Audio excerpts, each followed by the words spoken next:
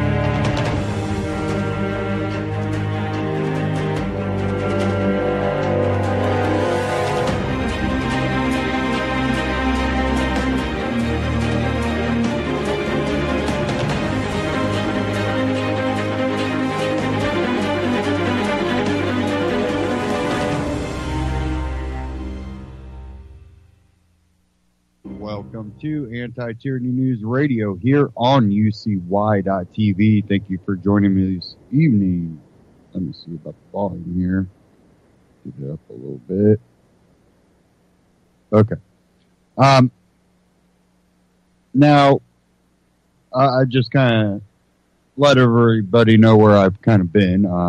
I've been dealing with my dog having cancer. I have a grandfather that has cancer. And between that, work, also running around helping other family members out. I've been pretty busy. And with my dog having cancer, being a dog, it's not like every town's got some type of, treatment center or nothing. So I'm having to go to a university. And anybody that knows me knows how skeptical I am about medical treatments and all that. So I've been very involved in what we're going to do and go about this. Plus, I've had my alternative naturalist, people that I've talked to things that between what I'm having done at the university and then what I'm doing here at home that won't affect each other in any type of negative way. So that's one thing that I've been doing.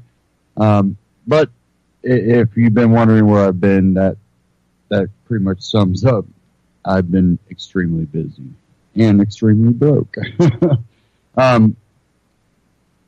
Now, what I want to get into the economy, the stock market, where we're at, and there's a lot of optimism out there. And I don't want to shoot down optimism. I want people to be optimistic, but in a construct of reality, not some fallacy that things are going to turn back to normal and all this. I think you leave out a lot of issues, and one still being that the Fed is in control of the dollar. Now, this only being one part of the issue, it's something that myself and others, including Ron Paul, have talked about forever. Ron Paul, the whole movement that, 06, 07 leading up to the 08 election, became a big cry from the Ron Paul people, and that was "End the Fed." And if you haven't read Ron Paul's book about the Fed, I really urge you to go read that. It's I like to call it a quick summary of the Fed, how it works and what it is and why it's bad for us. But if you want to get real deep into the history and who's behind it and why they did things and really get into the depth of it, check out The Creature from Jekyll Island. And that one will really go a lot farther into depth. So those two books, if you really want to get into the Fed, start off with Ron Paul's and then go into The Creature from Jekyll Island. And I think that most of my listeners probably have read or understand a lot about the Fed. So when I'm looking at the stock market, when I'm looking at, unemployment is down, which is good. That's really good. Unless you're on the left, then you think unemployment should be 100% and no one should have to work. And then, well, since you don't get to dictate how much you earn by how hard you work or what, risk you take as a person to make more money to not only provide for yourself and your family, but to even give more luxury to that. The government, according to the left, everybody will just get a, universal income. And I just don't see how society survives that. Because, and people go, well, animals aren't expected to work. Actually, animals are expected to work. Matter of fact, a lot of times animals work the majority of the time, getting their food, keeping their community safe, movement, they're active.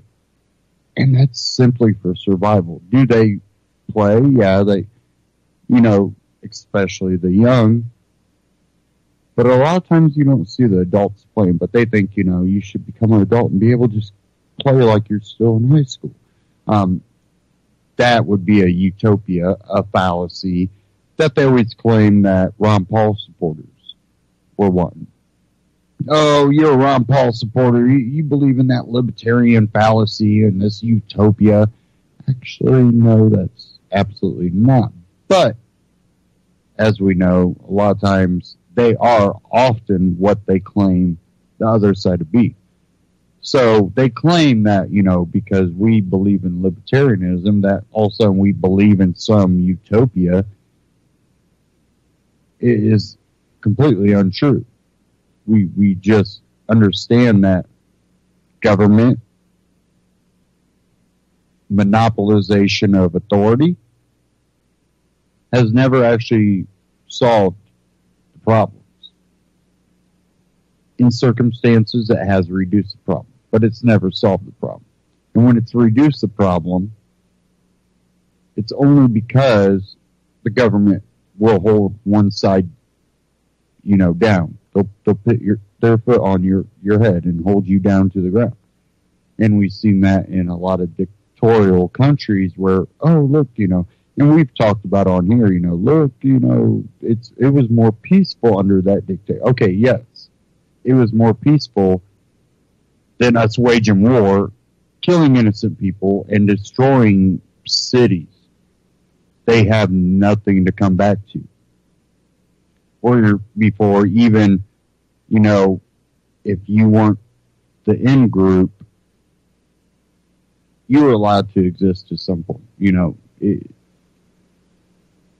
and that's not to say, these dictators were good, absolutely not. And people are like, well, they got rid of the dictator. There's your libertarian utopia. In the libertarian ideology, there's no, call for complete destructions of countries. So yeah, that's not a libertarian. And a libertarian that believes in non-aggression principle, you don't just go around being offensive in the terms of, striking people for no reason. Only defensive. If someone comes striking you, you're allowed to strike back. But that's not what happened. We go, hey, we need a, change of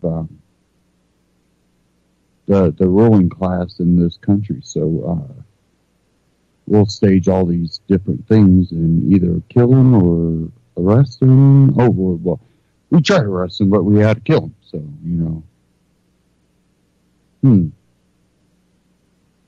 But you look at the left, and then they're like, oh, yeah, we want to make technology to the point you ain't got to do nothing. We'll give you, $400 a week, and, you don't even have to work for that $400 a week. It basically locks people in to whatever class you're in. So now, well, the middle class and the lower class, well, they worked, or you can go to the real low class that they will absolutely never work, and people, that's wrong. People would love to work, but there's just there's people out there that absolutely will not work. There's people that say, I can't make this much, or I'll lose my food stamps. Even though within another, 6 months, they could be making more than what those food stamps provided. They don't want to have to work that hard to get to that point. They'd rather just collect. But a lot of the middle class and a good percentage of the lower class people, they're all hardworking people. And I want to get into that a little bit further, but I really want to kind of cover the possible Fed crisis coming ahead. And we'll get in this Ron Paul Liberty report here, and we'll cover it after this, and we'll go further into where I see things going. So let's go ahead and dive into this Ron Paul Liberty.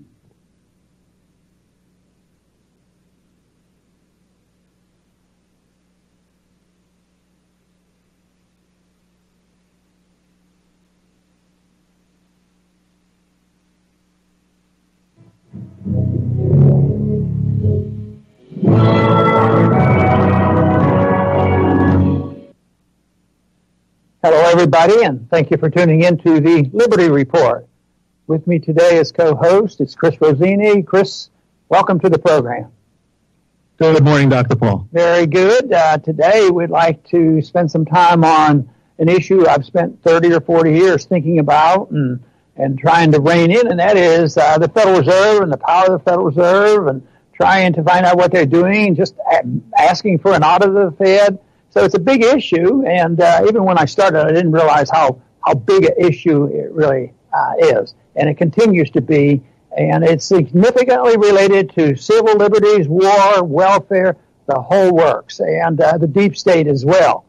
And so we're going to sort of break this down into three different eras. Of course, the Fed is the principal culprit in our scenario here, and the Fed, of course, most people know it was started in 1913 as a consequence of some problems that the banks and state banking systems created, and they had booms and busts, and they said, well, what we need is a central bank, and they got together and created the Fed, which came into existence under Woodrow Wilson in 1913.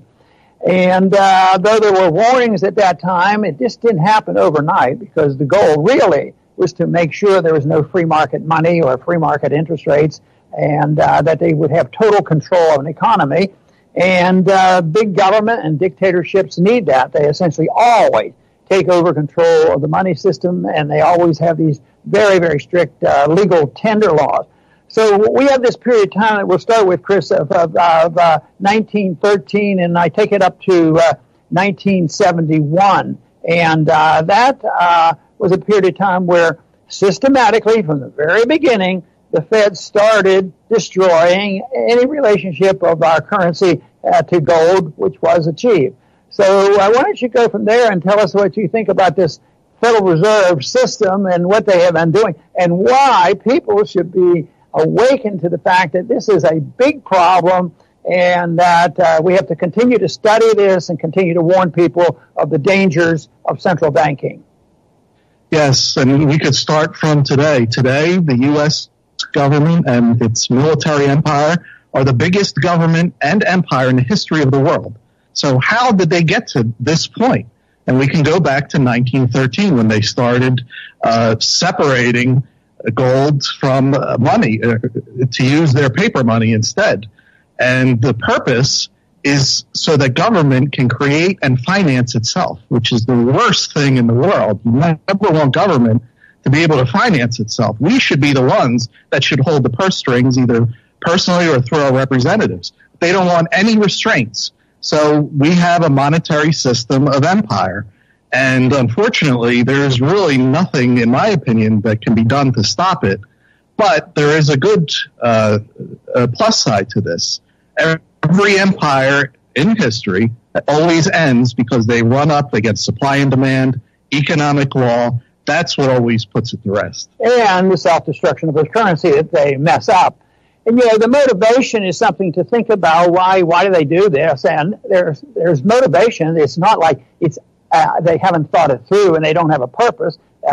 We should think about that, even though the purpose, from my viewpoint, is never very honorable. But it's the people who want a free lunch. That's the reason they like to have free money and not worry about deficits. So the Fed is necessary for those in the welfare system, and that includes the corporate welfare as well.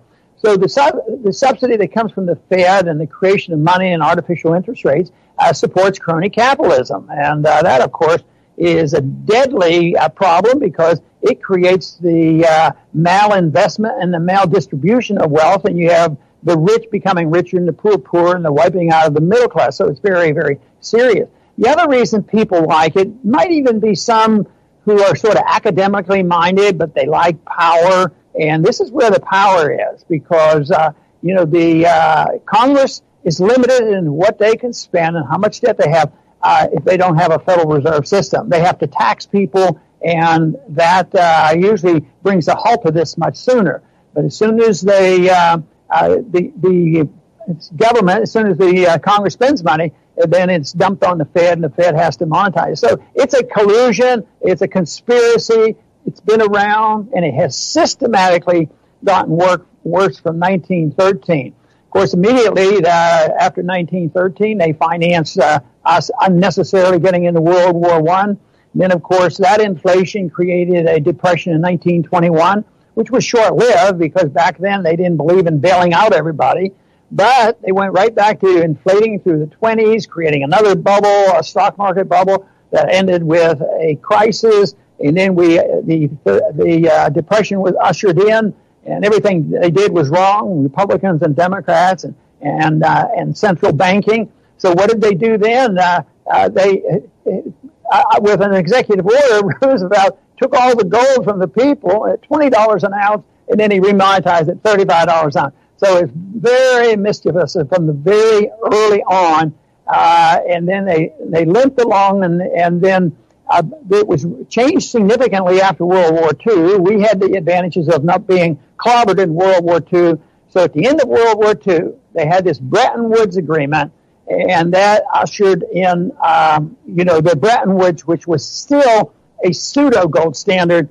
But as you know, Chris, that wasn't much better than what they had, and it was just a refusal to have an honest gold standard. So they came up with this gimmick, which even at that time, just as it was in 1913, there were people who warned about what would happen. But there were people who warned us in 1945 that Bretton Woods couldn't work.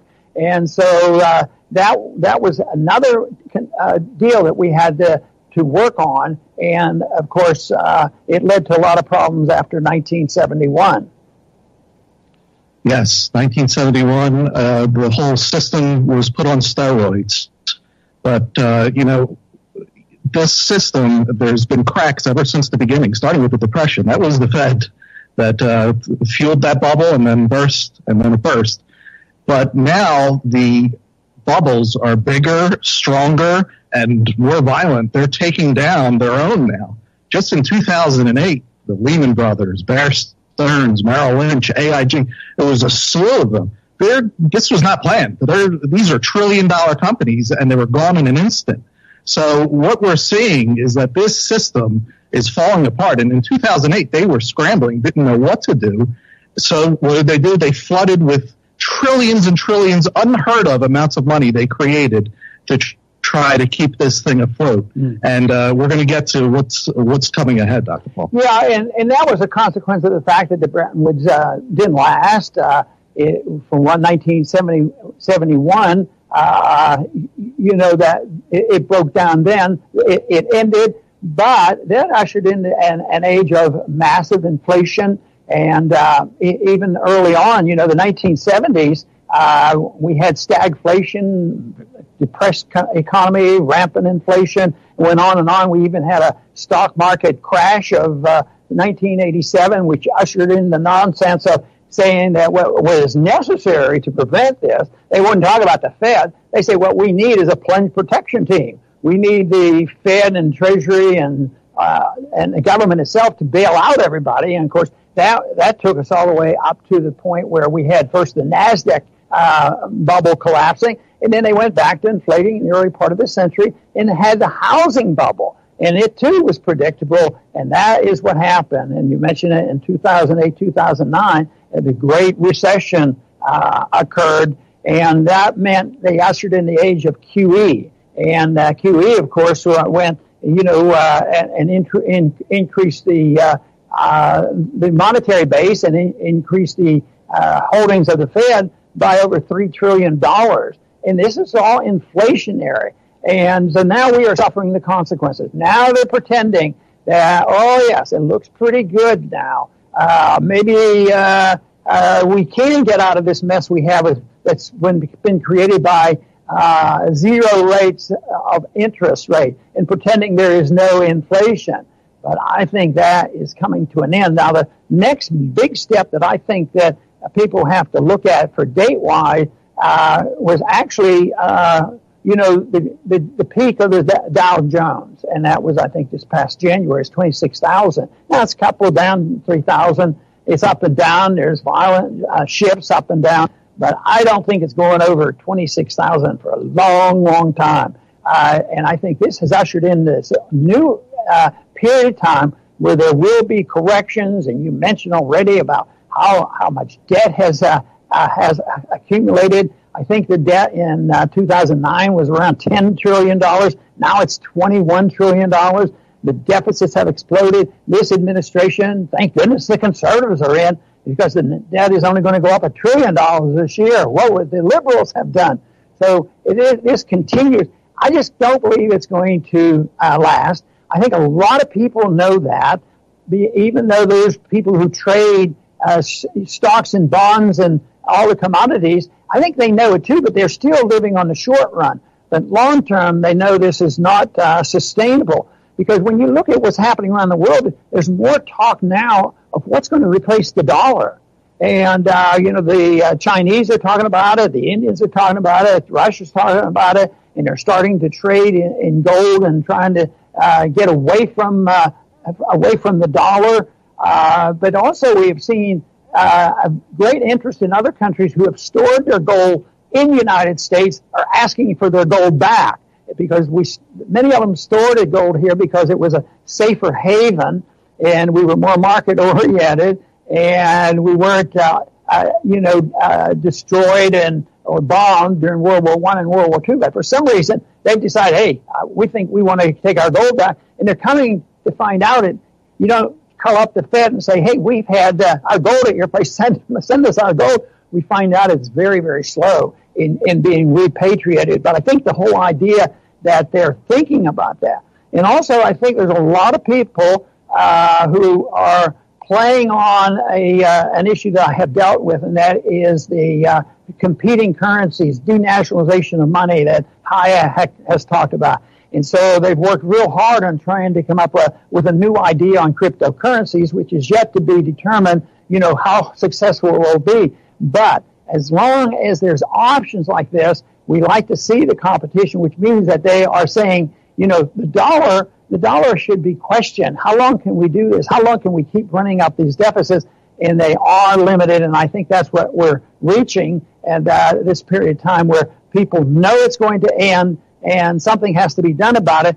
And more people now are skeptical of the Federal Reserve than they've ever been really throughout our history. And all I can do is think about what it was like to bring this subject up in 1976 when I went to Congress, and now, and there's a lot more support for, hey, open up the books and we don't trust you. There's something wrong. It's serving the crony capitalists in the banking system and globalism, and the least we ought to have is an opening up of the books. But good luck, because it looks like they're going to fight that to the bitter end, and we'll probably see, I'm afraid, further deterioration, maybe total destruction of the dollar, where it will be absolutely necessary for a reform of our monetary system. And I think that's the kind of thing that we should all be thinking about. Chris? Yes, I'll finish up, Dr. Paul, echoing some of what you said. We are in the biggest bubble of them all that the Fed has created. We have a welfare system that is unsustainable, promises that will never be kept, debt that will never be paid, an empire that they don't know what they're doing around the world. We're finding out where troops are. I mean, we just have to use our eyes and common sense to see that this is totally unsustainable, and new ideas are going to have to replace the old. So if you're watching this show, you're one of the few lucky ones that are exposed to the ideas. Please help us to spread it, tell your friends to subscribe to our show, because this is serious stuff, and the more people that understand, the better it'll be to rebuild things after it falls. This, and that's very true, Chris, and you mentioned even the foreign entanglements in our troops overseas, and we spend a lot of time on this program talking about that. And that is an issue that is very important, because if you look at other empires and great nations, what they tend to do is they get too bold. They think they are the powerhouses. They think they are the moralists of the world, and they want to spread their exceptionalism, which we tend to think that we should be doing. But most of the empires stretch themselves too thinly throughout all history, and then it collapses because they can't control and they can't finance it. And in recent history, that's exactly what happened to the Soviet system. So that plays a big role in it, and that causes the dislike and disdain for us. One of the reasons that people are motivated, other countries are motivated to have alternative currency so they don't have to be dependent on the dollar, nor do they like the idea that we can punish them if they don't do what we tell them, because we'll put on sanctions and deny them access to some of the banking procedures, and that is not good. But domestically, it leads to a lot of turmoil as well. And we have a lot of social discord going on right now. And yet, we hear about how wonderful everything is. The unemployment rate is low and there's no inflation. And yet, the degree of discord is way out of proportion to what the pretense is about what's happening domestically. But we have the contention, I believe most of it comes from the fact that there's so much discrepancy between the rich and the poor. And many have used this analogy that I think is important. They say the three richest people in the world have as much wealth as the lower 50% of the people of the world. And that leads to problems. And this will lead to rebellion against this. And the biggest problem there that I see is they say, well, that's because you guys who believe in free markets, that's why this has happened. That is not the consequence of free market. Free markets that we've experienced in this country created the biggest middle class and the greatest amount of freedom ever before, and the greatest amount of prosperity. There were wealthy people, and there will always be wealthy people, but they should be rewarded for providing jobs and good products for the middle class, and both sides benefit. But that is not the case now. It is there's a lot of social discord. And just look at our university campus and cultural Marxism and this whole nonsense. It's just dividing the people. And I believe it originates through economic matters, the principles of liberty, the whole idea of not reigning in empires. This is the reason we get to this point. But the reason we emphasize, and I've talked so much about monetary policy and the Federal Reserve, is none of this can happen because there would not be this gross distortion of the value of money, the gross malinvestment and all the debt accumulation, the undermining of our liberties, the welfare state as well as the warfare state and the empire. It would never happen. Can you imagine what it would be like if every month an American citizen and family would have to write a check to pay some of the bills for just say overseas, just for the militarism overseas. And now, I worked hard in trying to prevent that Iraq war and all those wars in the Middle East. But now it's almost universal that the Iraq war was stupid. It was foolish. It made no sense. And yet what are we doing around the world now? We're doing the same policy, performing the same policy in Syria. And we get involved in Ukraine when we shouldn't be involved. We're involved all across Africa. We had total failure in Libya. So that is all that. But it wouldn't happen if they couldn't deceive the people and borrow in the future, print the money. The penalty goes on the middle class. There's always a payment. The middle class usually has to pay the bills. There's always a delay, sometimes even to another generation. But ultimately, the profiteers, whether it's the profiteers of the welfare here at home or the profiteers from the warfare state and the military-industrial complex, they get the profits and they don't get the punishment. And it will not work out unless people understand how free markets work, why liberty is so much better than the totalitarianism, and why you can't have that without sound, honest money. And if the government won't give it to us soon and immediately, then we have to fight for the right to do it on our own and let the people decide what should be the currency. That's the way money originated, and that's the way it's happened over the centuries. But we're in the midst of this crisis. The crisis has already started. I date it from January this year. The stock market is precarious. Our liberties are precarious. The foreign policy is in a precarious state. A crisis is brewing, and we need to understand this if we want to do anything positive in solving those problems. So I want to not close with more fear and concern as much as saying, well, we are making progress. More people now than ever are understanding free market economics. More of young people that I meet are understanding and are desirous of liberties, and more people are starting to understand monetary policy. Ideas have consequences, and I think we're making inroads there, although they have not quite reached Washington, D.C. yet. But eventually, if the ideas are worthy, they will reach all our government officials. But we have to be alert. And it'll become a lot easier later on if we had the right-sized government. It wouldn't be so difficult because the government would only be about 10 or 15% of the size it is today. It would be the people that would be running the country, not the deep state and not the bankers and not the Federal Reserve. I want to thank everybody for tuning in today to the Liberty Report. Please come back soon.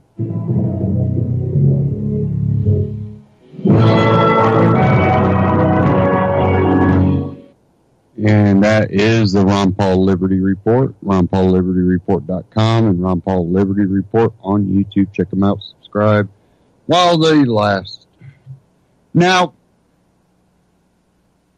the 1913, the creation of the Fed. Again, read those books I told you about. It's one of the deals where through, interest rates that they pull out of the hat. And really the creation of the Fed put the country in debt automatically. And a lot of people don't understand that. By creating the Fed, we owed someone else for the creation of our money. And basically, once I get that money, I can pay that interest. But to get that money, you have to print it. Therefore, I have to now pay interest on the money you printed to pay the interest on the last money you printed. But how do you ever get out of that? Oh, you don't. You don't unless you go after the Fed. You do a complete full down to the grout in the tile and find out what's going on. Then you end the Fed. And possibly prosecute people.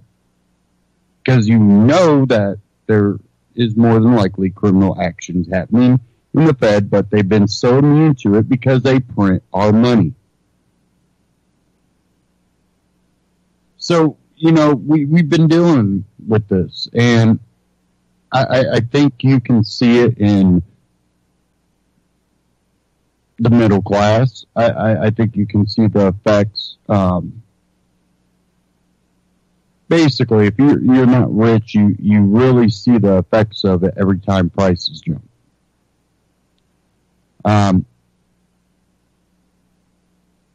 But this is not the only thing that we're facing. When it comes to our economy, we have other things we're facing. Technological growth. We have robots. I seen something today. I think it was today. I don't even know. All my days are mashing together anymore. But basically, oil rigs. When OPEC went after oil rigs, I've talked about this before, OPEC drove down oil prices so much that a lot of our offshore fracking, it just wasn't cost effective. And at that same time, you watched oil rigs shut down. Now, that was not spoke about in mainstream media. We're just talking about job loss. A lot of people don't know that oil rigs shut down. Well, eventually they started firing these oil rigs back up, and the problem with that was, well, all those people that were out of a job now, or were out of a job, then got to a point where, oh, oil rigs are back online, but they're still out of a job. Why? Well, they introduced a new robot into the mix. Now, one person can control this robot and basically do what it took about 20 men to do.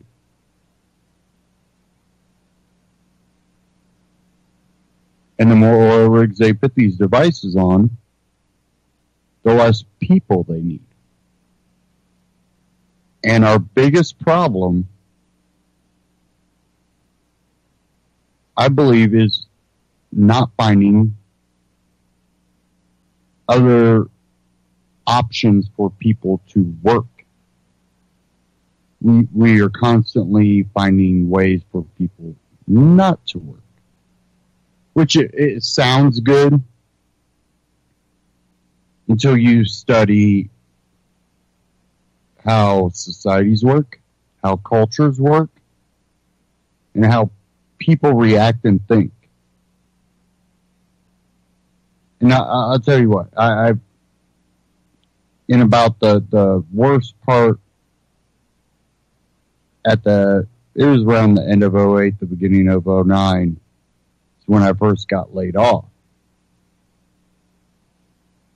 But because I made enough money, I was close to topping out at the unemployment level for pay.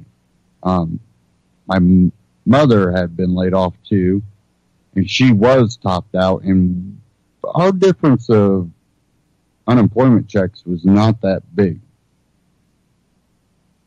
And so, I got a decent amount of money coming in, not clearly, it was, I want to say, it was around half of what I was making a week, which isn't good when you have bills to pay. And I had recently purchased a vehicle that I ended up telling them to come pick up because, well, I'm making half of what I was making. I could keep it, but then there's a lot of other things I would have to give up, and I can find a cheaper vehicle. So I did have to cut back of what I was doing, but then you look at it, I'm getting unemployment. There's absolutely no one hiring. I mean, I went to jobs that I was underqualified for, all the way down to jobs that I was literally told I'm way overqualified for, that even though those jobs were hiring, they said the moment the economy kicks back up a little bit, you'll be out of here. So we're not even going to take the time to hire you. We could never even pay you close to what you've made. They actually told me they couldn't even pay me what I was getting on unemployment. And basically they would not hire me. So now I'm getting income. I cut back on anything that I had large payments on, like vehicle. I worked as a automotive technician, so I had quite a bit of tools, a lot of money in tools. I was probably pressing around 25 grand just in tools. If you want to know why mechanics charge so much for labor, go buy cheap tools and try to do what they do. You're just going to be one mad person and a job not getting done, because when you buy automotive tools, they're pretty, when it comes to the specs. So if you get a 13 millimeter, it's going to be a 13 millimeter. If you buy high grade tools, or you buy low grade tools, it might be off a little bit, plus cheaper metal, and you just rounded a bolt off and snapped your socket or your wrench. So, I cut back all this. I sold a whole bunch of my tools off because I was no longer working in the field. There were expensive tools I had that, unless I get another mechanic job, I don't need this expensive of a tool. Plus I had tool payments. So I sold a lot of that off. Got to a point. I had income coming in. I cut most of my stuff back to a point where now I could drive my, I went out and bought an $800, Chevy truck. It had a little rust on it, but ran good enough for me. I was able to go fishing. Well, being able to go out and do stuff with this money was okay for a while.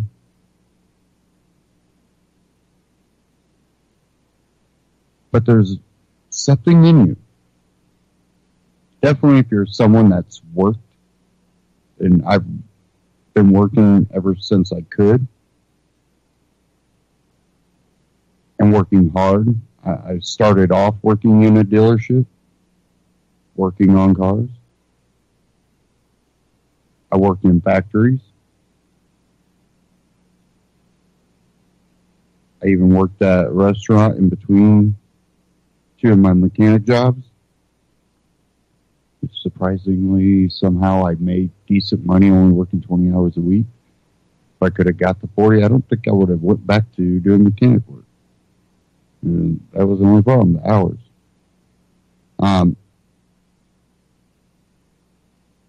There's something in you, though, that you want to go out there and work. You almost need that.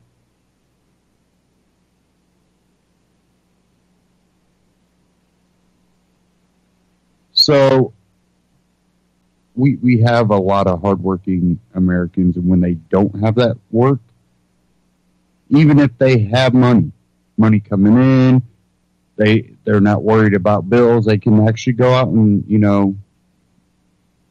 do a little extra, maybe not as much as they could if they work, but like me, I cut back enough that I had that ability. I could go out fishing. I could go out hunting. Go shoot some guns with some friends. But yeah, that was fun, but you almost start losing. If it's all fun and games, you get bored pretty quick. And I just don't think society could handle that. again, it all sounds good until you do it.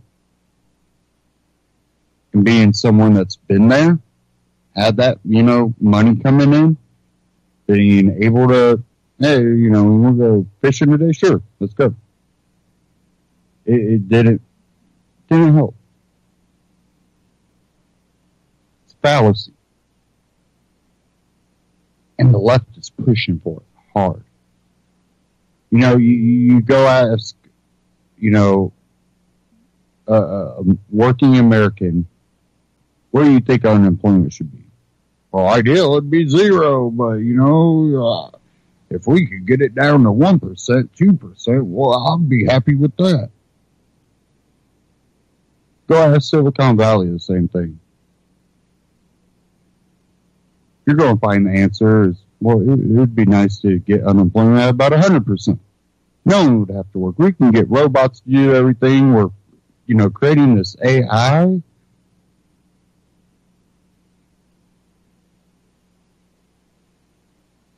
You want to know what that makes you? An animal. Because now you'll have artificial intelligence that's smarter than you. When you look at animals, you're not the strongest animal. You're probably not always the smartest animal. There's animals that have instincts that allow them to be a little smarter. Not all, but you know what I'm talking about. But our ability to be intelligent enough to conquer stronger animals.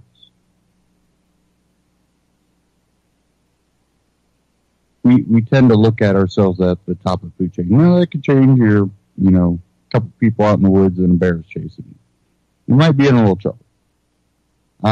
Unless, again, your intelligence kicked in and you brought your, Smith & Wesson 500.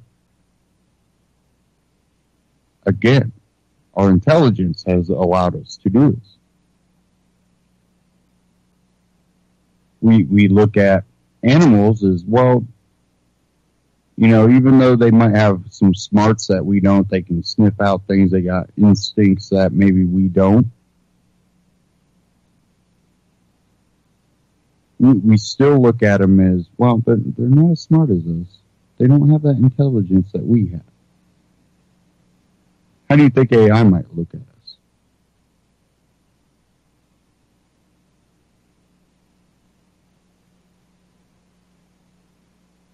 Do you think AI is going to see us as a equal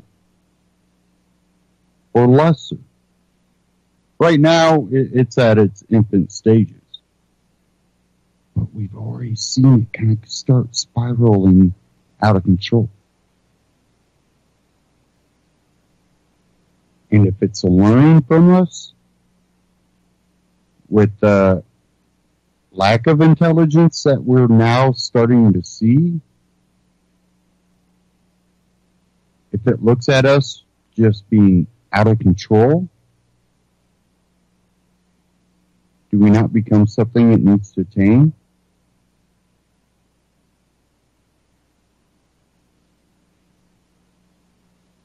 Because with our intelligence, and again, we're programming their intelligence and allowing them to progress beyond our intelligence, do we not become something that needs tamed? Because they need to make sure that they preserve themselves? And believe me, when it becomes intelligent, artificial intelligence, and they learn, just like humans have to every other being on this earth, we try to be the ones on top to preserve ourselves. That our intelligence allowed us to not all die from being eaten by wolves, bears, and, whatever other animals. We tamed other animals. We've tamed them so many generations that now those animals are 100% domestic animals, like sheep. What was that sheep's name? I forget. Shrek, I think it was, where it got away, escaped, stayed away from people so long that it really couldn't even see anymore. Domesticated. Long time ago. Bred and raised, domesticated for so long that now a sheep cannot be a wild animal.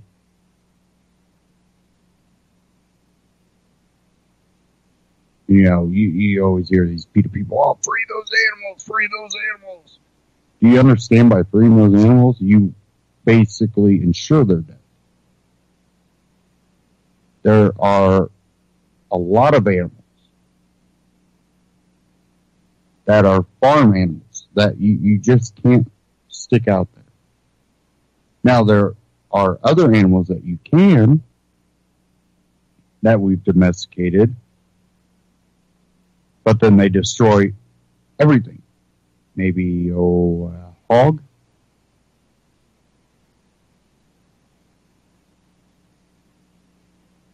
And again, we've bred certain breeds of those hogs that probably wouldn't last.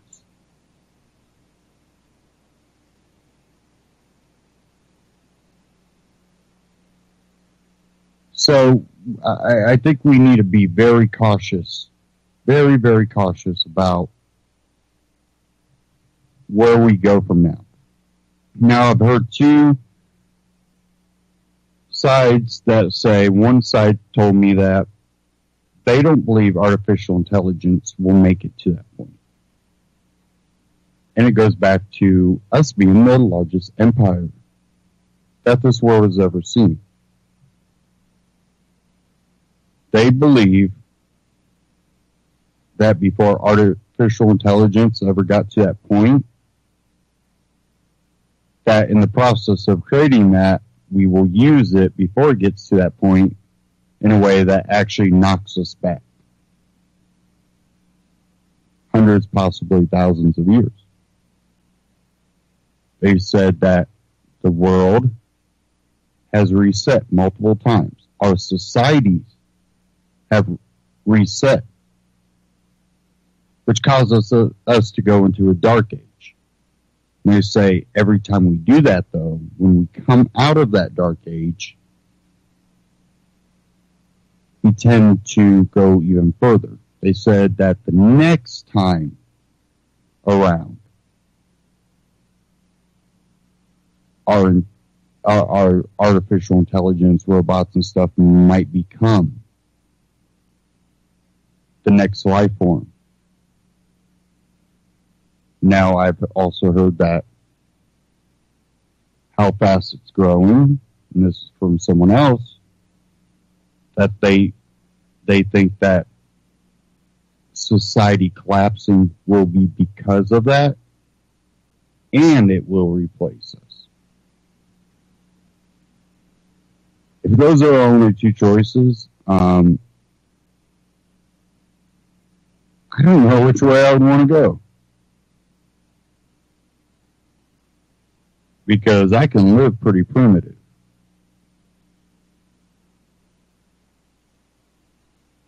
I've had primitive survival training. So maybe I would want to go back. If those are my only two options.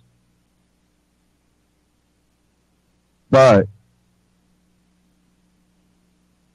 that doesn't mean the rest of society can.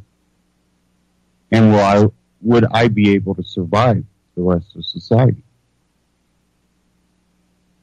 With how many people we have on this planet.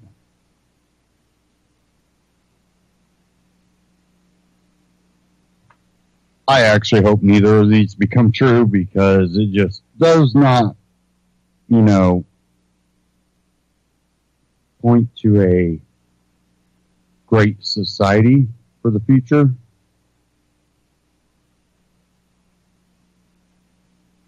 And I want to play this short clip from We Are Change. You want to see artificial intelligence and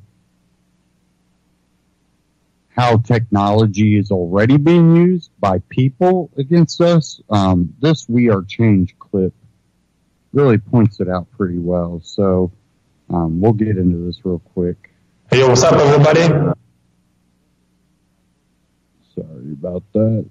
Stupid commercials anymore, and then half the time they don't get paid for them anymore. Someone else does. Google. Beautiful and amazing human beings to the We Are Changes news show that specifically caters to the people who distrust megacorporation, technocrats, banksters, and of course, government. This show is specifically made for you because it's sponsored by you, because it's the only way we can even exist as an independent news organization. Since, obviously the people we rail against censor us, demonetize us, and pretty much screw us out of the bottom line. And the only thing keeping us going is people who go to wearechange.org/donate and make sure we can continue to do this job. Now, moving forward, there's a lot of things, especially now in the news, that make the average person go, what the family-friendly show? Tarnation is going on here. And one of the biggest stories that I'm seeing now that makes me go, what in the tarnation is going on is, of course, what is happening right now in China. Of course, I'm not just talking about the economic trade wars that we have been covering very heavily on this YouTube channel, but on China's social credit ratings that actually has the government watching every single one of your moves and then deciding what kind of good citizen you are. Now, this is not just a story from 1984, but it is actually real life. Now, of course, this was sold to the Chinese people by their government, saying that they would only use this against really bad people in society and ostracize them for their bad behavior on everyone else. But also people who question the authority of the state are being caught up in this social credit score and are being targeted for questioning the government.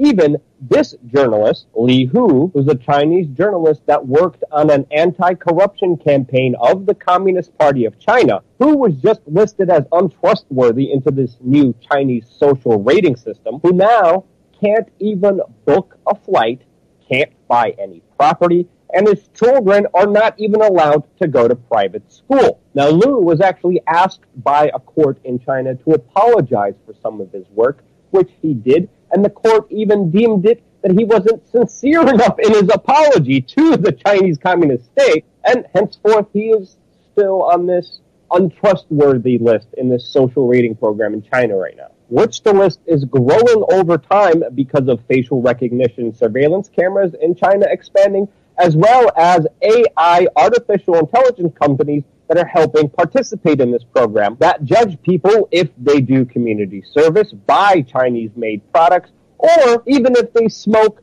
in a non-smoking area, which would result in you being punished by the state, banning you from flying or getting on trains, slowing down your internet speeds, banning your kids from the best schools, stopping you from getting the best jobs, keeping you out of the best hotels, and having your reputation tarnished as your name would be publicly announced as a bad citizen, which, according to some estimates, already 9 million people are on that list with low scores in this rating system, which still hasn't gone into full effect. And according to the Chinese, by 2020, every citizen would be getting ranked. Now, of course, this has very serious implications since this is a statist wet dream, and of course the ultimate tool that governments will use to extort power and pressure on its own citizenry from questioning its actions, which slowly could reverberate to a similar U.S. system, which I'm going to be talking about in just a moment. But it's not just questioning corruption that gets you in trouble in China. It's also rolling your eyes, like this reporter who during a government press conference rolled her eyes when a fellow reporter asked a softball question, which automatically made her a meme and go viral, which the Chinese state immediately banned all mentions of, which the Chinese government sent out an urgent notice to all the media out there, telling them that anything posted must be deleted without exceptions, and there must be no mention of this episode. And hooey, if that wasn't enough for the Orwellian nightmare, we have the next article about Chinese factory employees who now have to have brain scanners in order to stop the workers from making mistakes before they happen. Yeah, private companies are now being encouraged to deploy new brain scanners for factory workers that, of course, monitor abnormalities in emotions and thought patterns that would monitor workers' brainwaves and detect spikes in anger, anxiety, or even depression, and then therefore be dealt with management. And I poop you not, this is already in use, but only expanding all throughout China right now, which is pretty much at the tip of the spear when it comes to the technological enslavement of humanity. But don't worry, the United States is not that far behind, which the United States is now proposing that visa applicants to the United States have to hand over 5 years' worth of social media history. In the United Kingdom right now, the police could download all of the private contents on your phone within minutes without even a warrant, and they proudly have their own Chinese journalist who's on a no-fly list, but his name is actually Julian Assange of WikiLeaks, who now for over 36 days has been gagged and isolated from visitors and any form of communications, cutting off his internet after the United States State Department pressured Ecuador to make this move in the Ecuadorian embassy that he has been in for over 2,703 days, detained there without any charges because of the possibility of extradition to the United States from unknown crimes that he has not yet been officially charged with. So yeah, there's a lot of similarities to this story, and even if you add the fact that private corporations and technocrats like Mark Zuckerberg of Facebook, as well as Twitter, Google, YouTube, Amazon, and all these other technocrats that literally give over every piece of information about you to the U.S. government, if it's not data mined by the NSA data bulk collection that literally is there just to get as much information on you as they can without even processing it correctly or even going after actual terrorist attacks that are supposed to be happening, totally making that the second primary objective here, while NSA agents were literally caught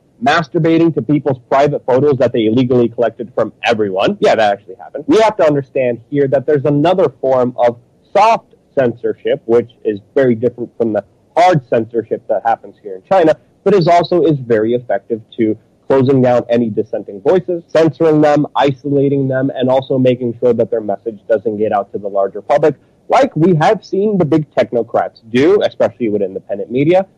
And even as Facebook that announced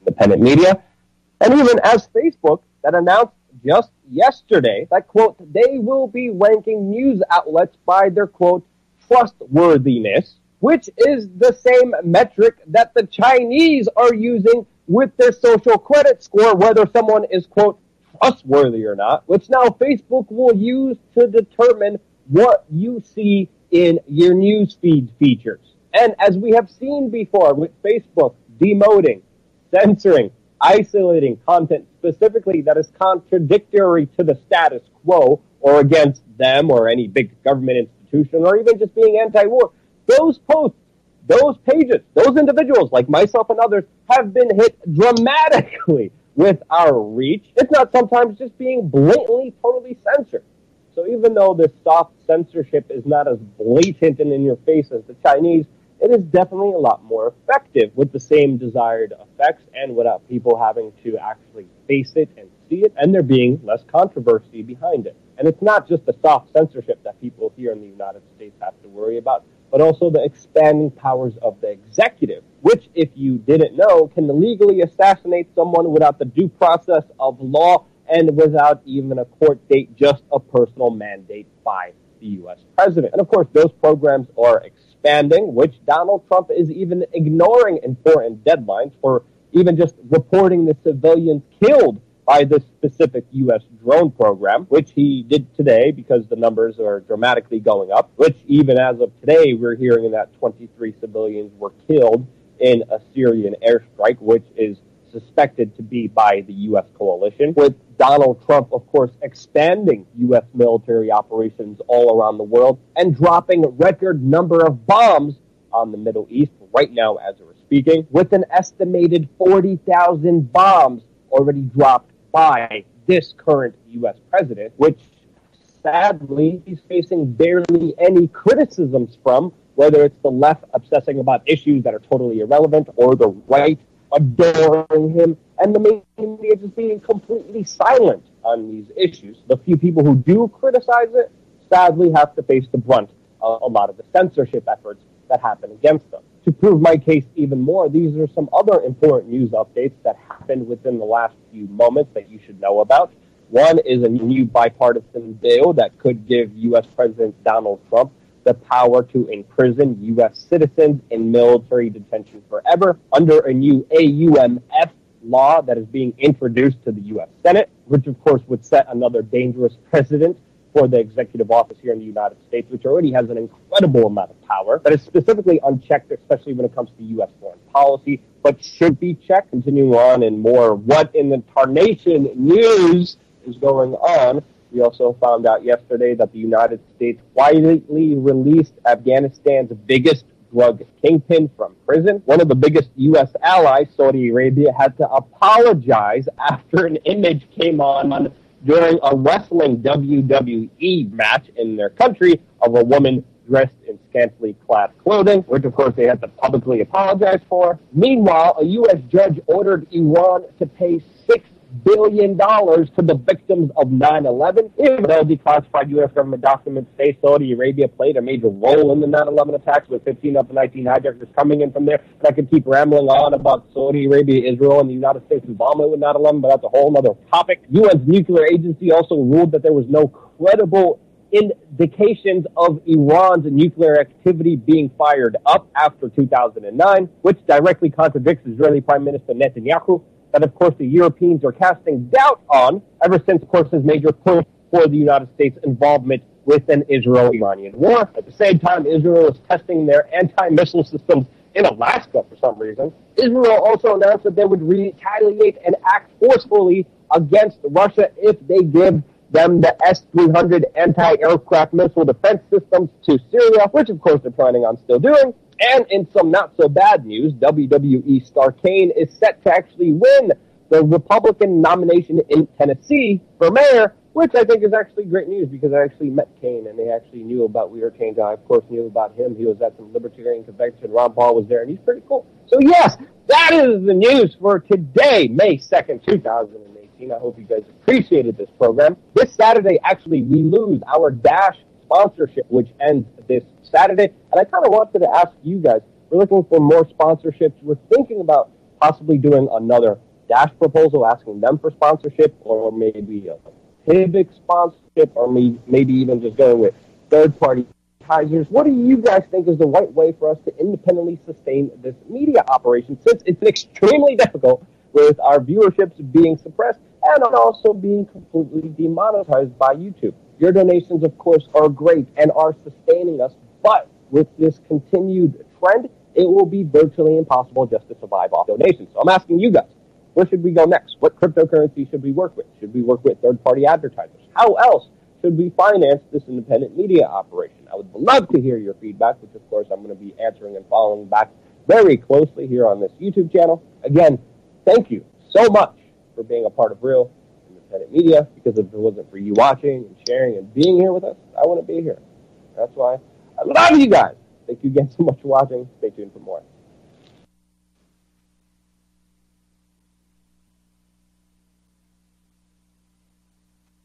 And if you ask me, I think we need a new ad format. That's something like AdSense, which is Google's ad format.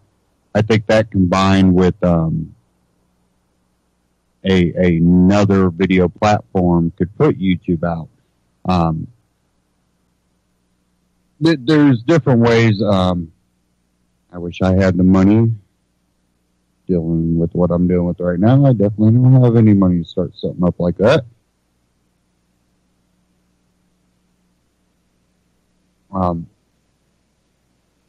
Nor do I have the technological know-how to get that in depth in it.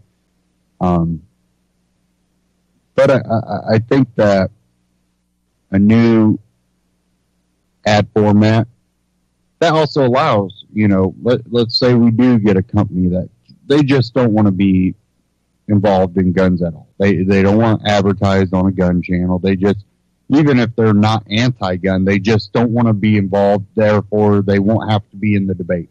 have some type of ad format that goes, hey, I don't want to be involved in firearms videos. I don't want to be involved in abortion videos. I don't want to be involved in anything that speaks about this or that.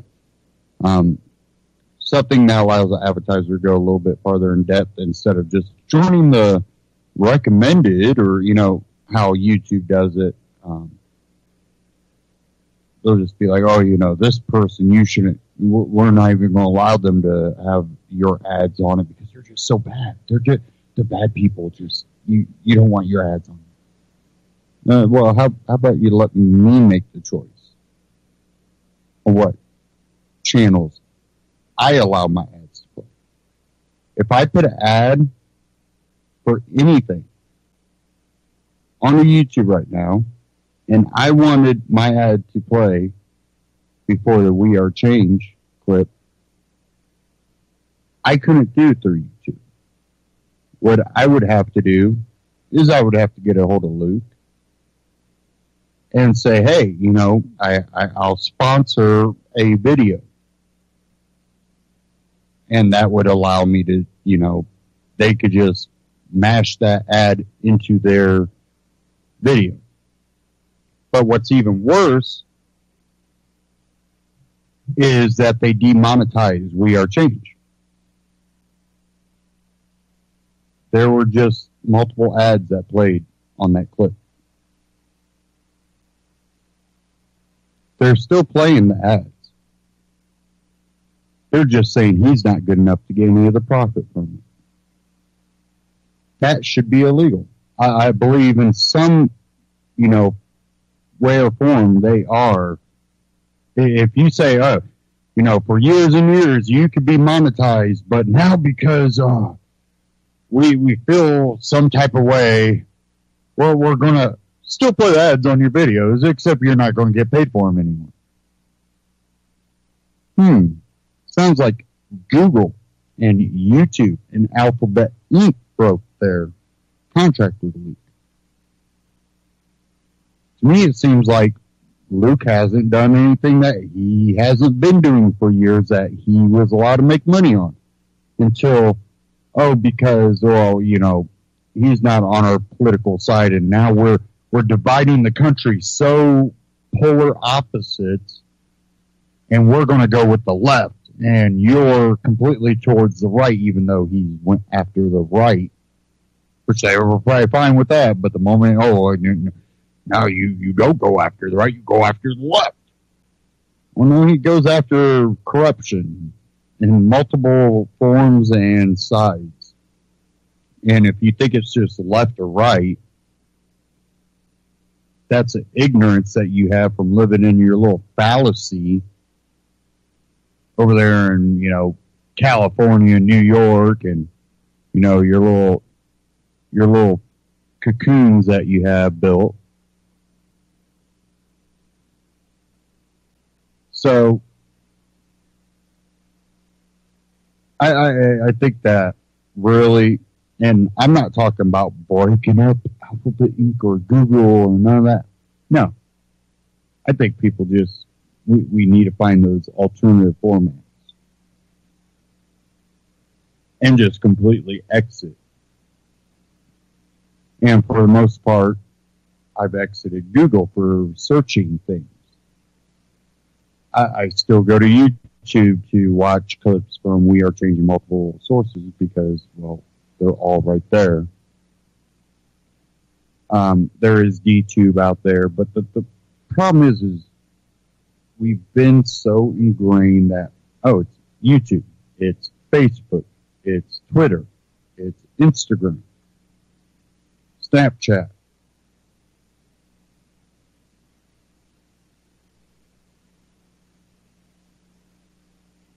And until other things become mainstream, which I think it's going to have to, it's really going to have to start with a strong, liberty-minded youth.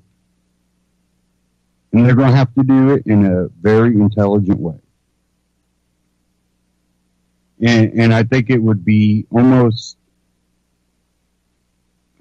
it would be like you remember all the cat videos. Then it became a thing to start going, hey, watch this cat, and the frame picture would be a cat, a little cute kitty or something. But then you'd hit play and it would just be, someone talking. What I think, like with YouTube and stuff, you almost, with the way society is,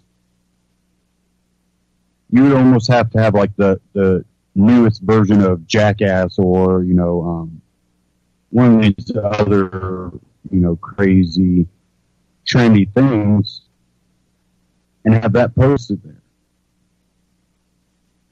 You would have to draw people in to it that don't normally go your ideological or political or share any of the viewpoints that you may have. Because that's what would burn down Google and YouTube and Facebook. It's to use those alternative formats and cater to the people that you disagree with. Cater to the masses.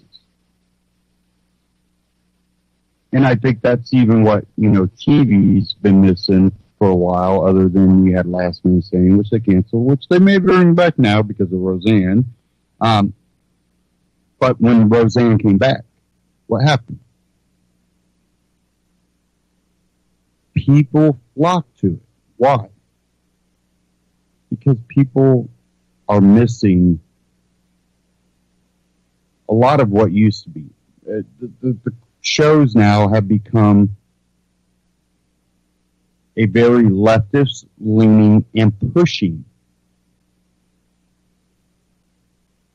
type of, way. Where when I grew up, you'd have Roseanne, you would have, not Ellen's talk show, but her show.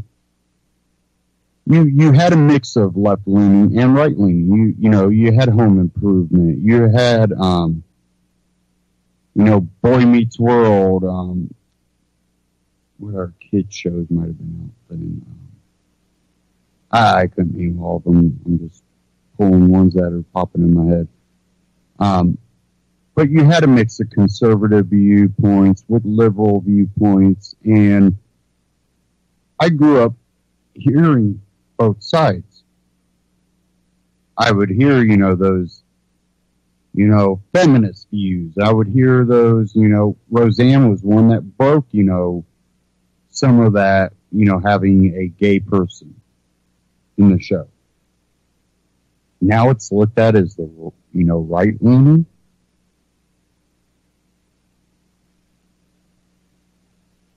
That's how far the left has gone, that they look at Roseanne. That still has gay character and, all that on it now, and she has a grandchild that, even though he feels like a boy, he likes to dress like a girl.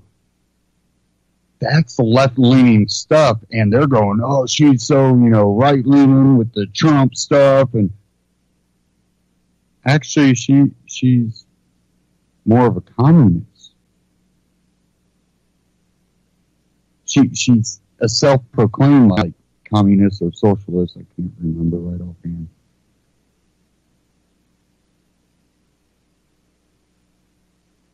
But she shares a different viewpoint than what the left is, sharing right now, because she wasn't a Bernie Sanders supporter. She wasn't a Hillary Clinton supporter. She wasn't a Jill Stein supporter.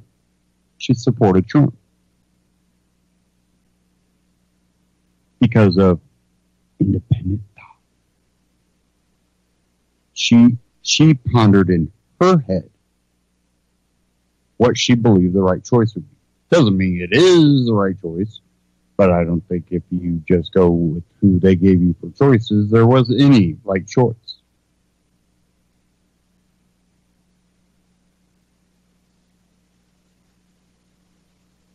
But she went with her gut. She didn't jump on bandwagons. And what the people are starting to see is, like, our shows they're doing okay. They're still holding their own. They got rid of Last Man Standing, which was they even stuck it on a Friday, hoping it would just die off there on a Friday, and it still, it won awards for being on Friday.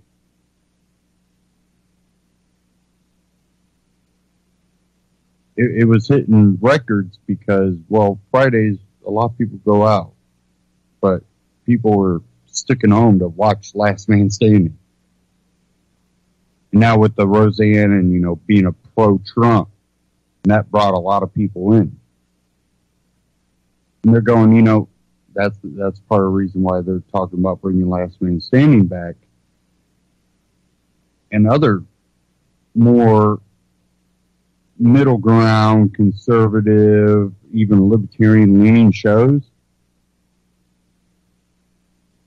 Because they've been pushing this pro-leftist view for so long that they were completely blinded that, hey, you still have half of the country that doesn't believe these views.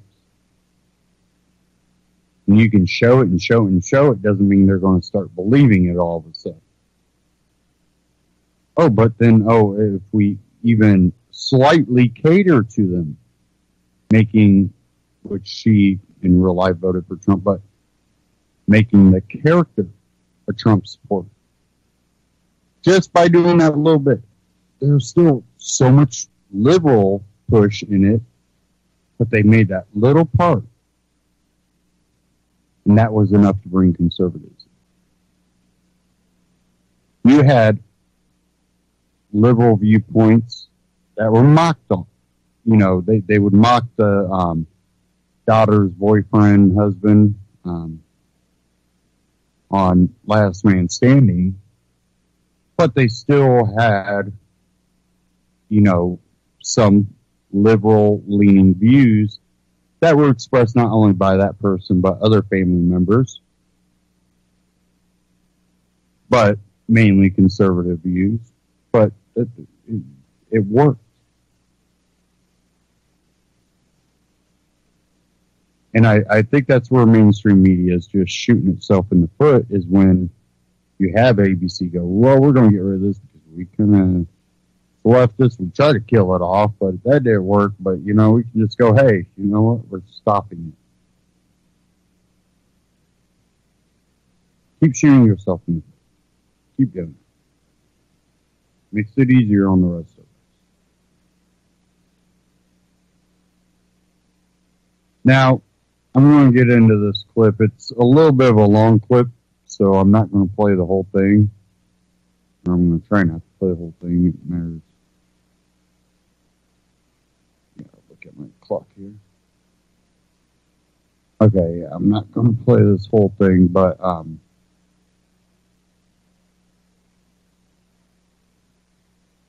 me cue it up here.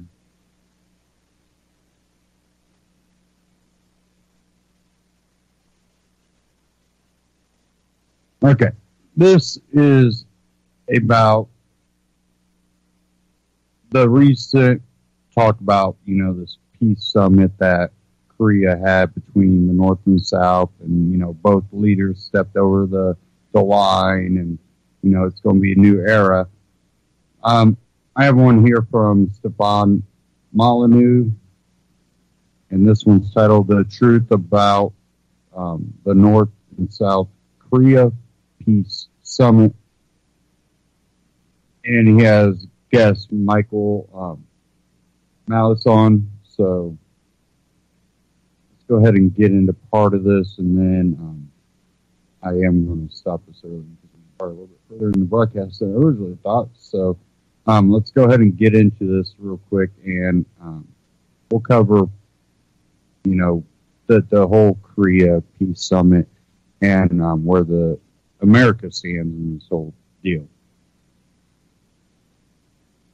Hope you're doing well. We're here with a good friend, Michael Malice. He's a writer, television commentator, the author of many books, including this Act One, Dear Reader, the unauthorized autobiography of Kim Jong-il, and he's the host of You're Welcome. Don't even think of putting an apostrophe in there, with Michael Malice on Compound Media. The website is michaelmalice.com. Compoundmedia.com and compoundmedia.com. I guess the only one that isn't named is if he was a Bond villain. And thanks so much for your time today. We're going to talk all things North Korea, because it seems like the element of doom has risen slightly from the chest of humanity low these last few days. But as you all want to do, let's not get our hopes up too high. Right. Where do you see things sitting at the moment? I'm always hopeful when there's any even visuals of peace. You know, the images that you saw, we all saw at the DSE, were certainly heartening. Were certainly the first, if peace and some kind of dismantling of this regime would happen, this is kind of what it would look like. That said, you know what, I tell everyone, all my friends who are Trump fans, remember when Hillary Clinton tweeted out, "Happy birthday to this future president"? We haven't had one camp closed down. We haven't had one person freed. We haven't had one missile taken apart. So, yes, there's absolutely reason for optimism, and this is wonderful, but the idea that Trump should get the Peace Prize, or either the Korean leader should get the Peace Prize, let's take a deep breath, because remember what happened with Arafat in the 90s, of course. And it's like I took my ball off the moment and everything had changed. It's like, we're going to nuke Guam. I'm going to kill my family members. It's like, now I'm a best friend. Everything's going to be wonderful. We're brothers. And it's like, I think I dated someone like that in my early 20s, and it was quite a roller coaster, let me tell you. So what changed? I mean, this isolationist strategy, this negotiation, Trump saying, be my friend. I mean, like, what switch may have flipped that even gives us the possibility of optimism here? Right. So what we know that hasn't switched is this idea that Kim Jong-il woke up maybe like Ebenezer Scrooge and had been visited by the ghosts of Korea past, Korea future, and that would Korea be a present. long night. Let me put it to you that way. One ghost a minute, that's infinity. Yeah.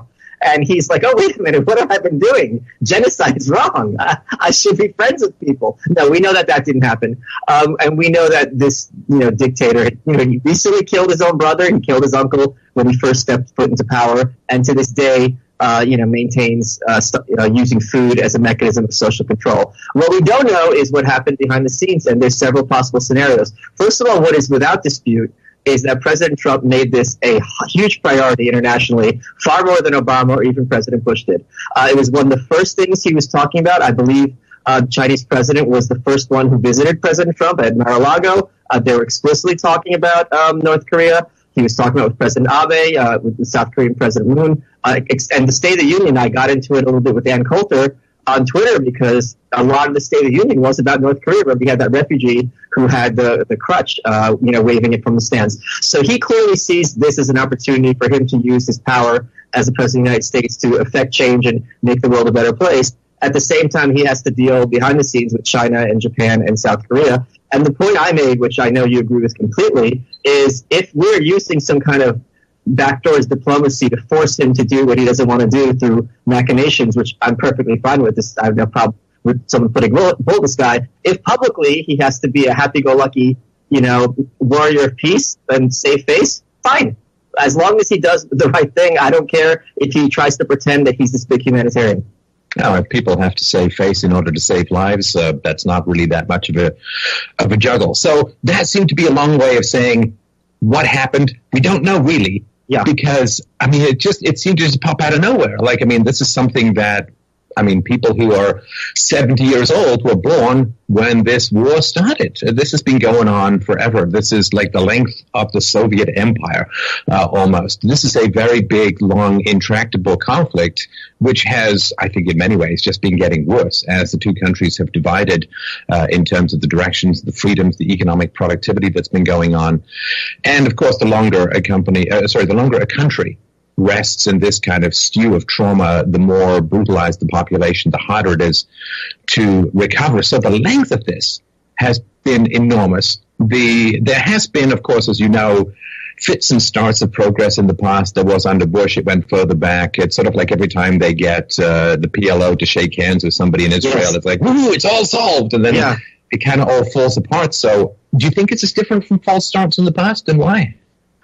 It is different, and here's certain things that we know that are demonstrably different. First of all, the fact that Kim Jong-un is willing to leave the country and meet on foreign soil is very, very different. Because Kim Jong-il, and I talk about this in my book, Dear Reader, Kim Jong-il boasted, he said, why do I need to leave North Korea? Everyone comes here. The Chinese went there, Japanese went there, South Korean president went there, President Clinton went there, President Carter went there, in the 90s. to try to negotiate a deal. So, in a sense, this is like the mafia, where the guy sits at the big table and everyone comes to his table, shake his hand. He's not the one standing up. So the fact that he's willing to leave the country is a major change. The fact that his sister is taking prominence and his wife are taking prominence in North Korean propaganda is also a major change, because this is a humanization. So in the past, Kim Jong-il, was regarded as this kind of deity figure. It was not known that he had, any kind of family or children. He wasn't thought of in that way. The metaphor I always use is, it's like we think of Uncle Sam. We don't think of him as having a house and kids. He's just kind of floating around doing what's right for the nation. So this is a big step forward in terms of not regarding him as some kind of superhuman deity. So this is a step back for him as well. And the fact that publicly they are dropping all sorts of demands that they've had for decades, which demands, frankly, I don't blame them for having. The idea of let's get American troops off South Korean soil, well, I would certainly have that as a precondition for disarmament. I know all of the listeners, with regards to the Second Amendment, the idea that, well, I'm just going to hand over my guns and trust the U.S. federal government to protect me, that's not something that they would agree with. So why would they expect Kim Jong-un, who has a much worse relationship with Washington than anyone here, why would they expect him to think any differently? Oh, the whole disarmament plea has nothing left in the chamber. I mean, after you look at people like Saddam Hussein, after you look at the Libyan president, after you look at what they're trying to do with Bashar al-Assad, the idea is like, disarm and everything will be fine. Right. Nobody believes that anymore. In fact, it's a suicide mission to disarm internationally in the face of U.S. Aggression and manipulation. So I think that is no longer believable. Can I make 1.7? I was very delighted. So when I first started working in this space, the argument out there always was, oh, the North Koreans are crazy. We don't know what they're going to do. They're going to blow up everyone. And now, even on the right, in the 90s, the idea that Saddam Hussein or Osama bin Laden could have goals and are kind of rational actors in their own depravity, this would be heresy. Because the idea is, if you're trying to understand how they think, you're saying that they're telling the truth, and you're siding with them. Now, increasingly on the right, I'm delighted to find people, I was on Breitbart over last week, where people are like, wait a minute, why would he disarm? Look what happened in Syria. Look what Gaddafi was not just killed, he was sodomized to death. Why would he do this? So the fact that the U.S. right wing is increasingly understanding that they're acting in accordance with their own interest and analyzing things from that perspective is also a huge step forward in terms of fighting propaganda, because it's a lot easier to say this person's a crazy person who's about to nuke Seoul, as opposed to, okay, this is an evil villain, and how do we manipulate him to get the result we want?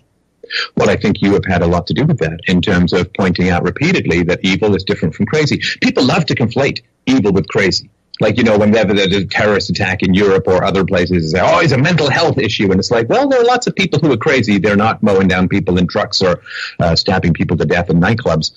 But this idea that there's evil that is not insane is really, really important, because if you think your opponent is crazy, it actually gives you license to be crazy. They're so unpredictable, they're so random that anything we do is going to be saner. It is actually a way of uncorking your own crazy rather than acting in a rational context. And let me remember very clearly, during the 90s, the argument was, the 2000s, the argument was, not only does Saddam have WMDs, he's about to launch them imminently. And these two sentiments were regarded as synonymous. And they're not synonymous whatsoever. There are many, many countries around the world who have WMDs, other than apparently, or supposedly Assad. None of them are launching them. So, and both Pakistan and India have nukes pointed at each other. They've had for quite a while. They're not launching them. So the idea that these two things, that, oh, this person has, this person's crazy and is going to attack imminently, I think that's fallen away from the consciousness, other than with people like Bill Kristol and his ilk. Well, and of course, Americans, particularly on the right, would never accept the argument, well, you have a gun, obviously you're going to shoot someone. The only reason you'd have a gun is to just go and shoot someone randomly. They would say, no, the gun is to make sure that I don't get aggressed against. And given the U.S. history, particularly post-Second World War, it's not a crazy fear to think that you need some sort of deterrence against U.S. imperialism. And it's also kind of funny because North Korea has also explicitly said that they're going to attack Guam. They said they're going to nuke us, and enough people are like, all right, we know this is an empty threat. And that is kind of a big deal, because not that long ago, I'm sure you remember, where the idea of any country would threaten the U.S., immediately, we have to strike. I mean, they said it. And now there's much more grain of salt, like, you know what? Let's look at war as the last resort as opposed to our first priority, because, not only is war horrible for the victim, it's also the costs for us are going to be enormous as well, both in terms of people lost, cost of money, and international relations. Right. Here's another possibility. To sort of bat this around. Let me know what you think, Mike. The U.S. has, I don't know how to put this as nicely as possible. Okay, I won't. The U.S. has a long history of working with dictatorships that are absolutely brutal to their own population. Yes. And so the idea that the U.S. is some sort of big moral force is pretty wild to me. I mean, they're selling hundreds of billions of dollars worth of weaponry to a crazy theocratic dictatorship like Saudi Arabia, where, what is it, some guy got 1,000 lashes for even remotely suggesting that women should be allowed to drive. Now women are allowed to drive. I mean, and you get people thrown in jail for skeptical atheist blogs, and I mean, just crazy, crazy stuff. Complete dictatorship. And China, of course, is brutal towards its own population in many ways. And the U.S. is like, yeah, we'd love to work with you. Let's sit down and hammer out a trade deal for mutual benefit. And so I guess the argument could be floating towards Kim Jong-un is that, not so explicit. You can be evil, but don't be evil plus random. Be predictable evil, and the U.S. will be more than happy to work with you. And so maybe this is just a different strategy that he may be getting, or even explicitly be getting from other dictatorial government leaders around the world, saying, no, they'll work with you, just, maybe dial back the Guam thing a bit. And you get to look like the good guy. On the public stage. And let me just back up what you said. One of the jokes that's in my book is, Kim Jong-il says after World War II, the U.S. imperialists, that's us, installed an evil strongman in Sigmund Rhee. But in the North, Kim Il-sung, the great leader, was, voted in through a democratic process. But South Korea was a dictatorship for quite a long time. In the late 70s or early 80s, there was even a kind of a Tiananmen Square uprising that was put down with college students, that was put down with great brutality. And the recent President Park, South Korea's first female president, who was recently sentenced to jail, she's their version of Hillary Clinton.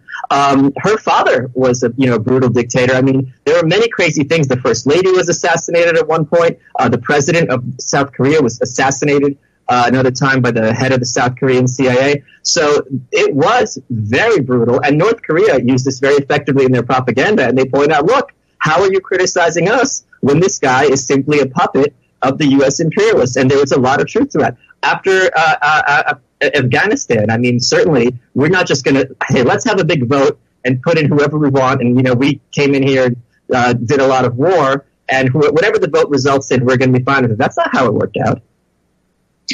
And I think because, as you've pointed out, is that Kim Jong-un is different from his father. He loves the West. He appreciates technology. He's, of course, I assume, got internet access, the only guy. Yes.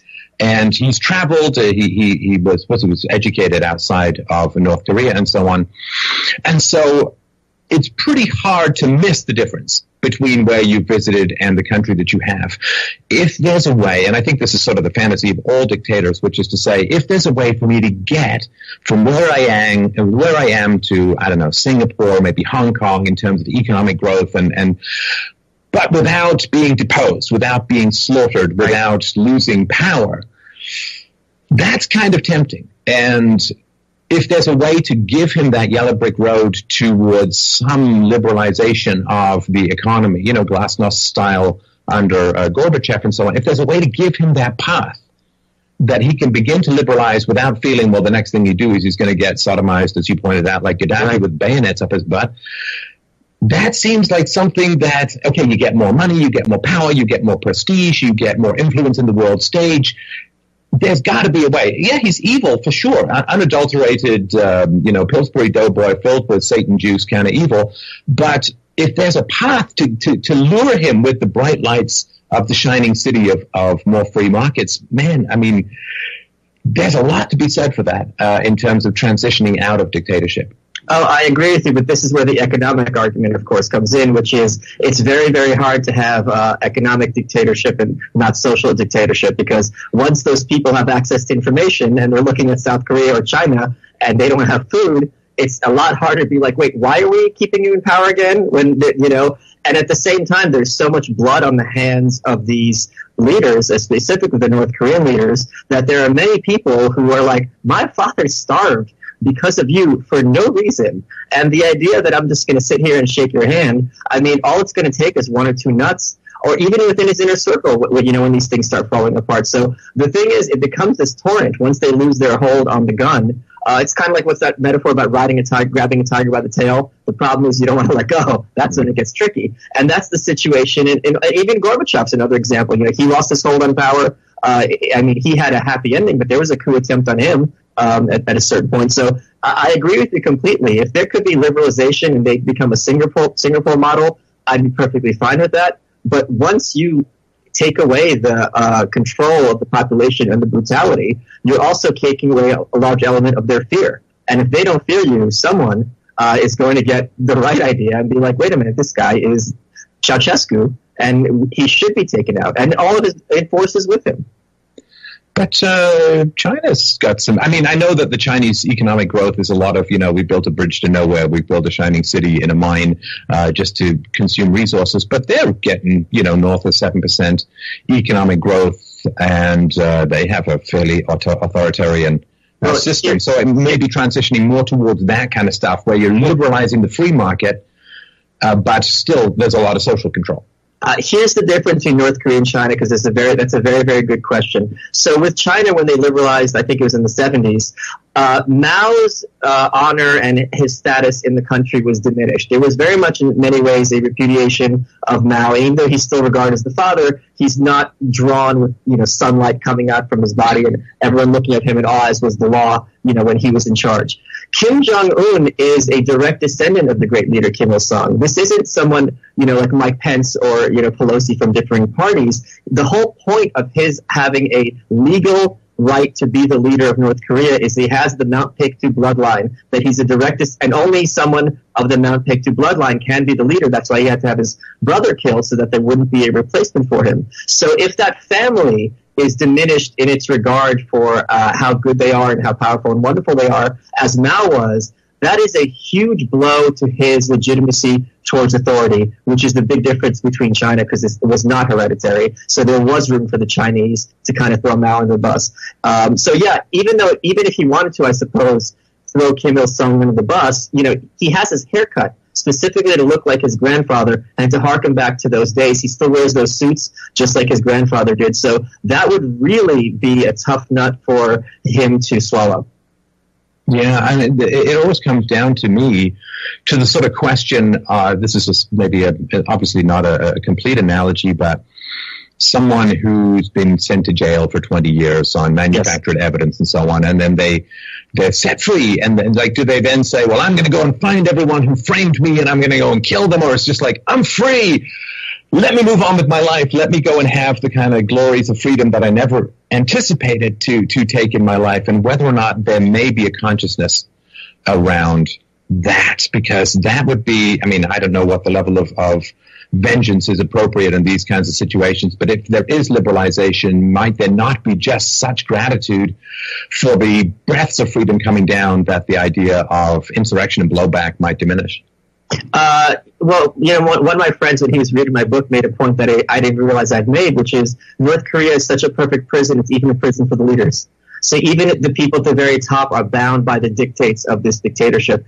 I agree with you that for most people, I was certainly one of them, it's like, let's just free these people. I don't, this is a one guy. However, given that there were 1 to 2 million people who starved in North Korea during the 90s, the idea that there would be a huge percentage of the population who watched their children starve, who watched their fathers starve, who watched family members starve, and who were hungry for a couple of decades after that, that there wouldn't be enough of them that are saying, no, I'm Old Testament. I'm not doing this New Testament forgiveness. Something has to be done. Or in another sense, Stefan, that internationally the UN wouldn't have some kind of like Slobodan Milosevic, we'd have to take care of this person. Those are, I don't know how you would work around those two things.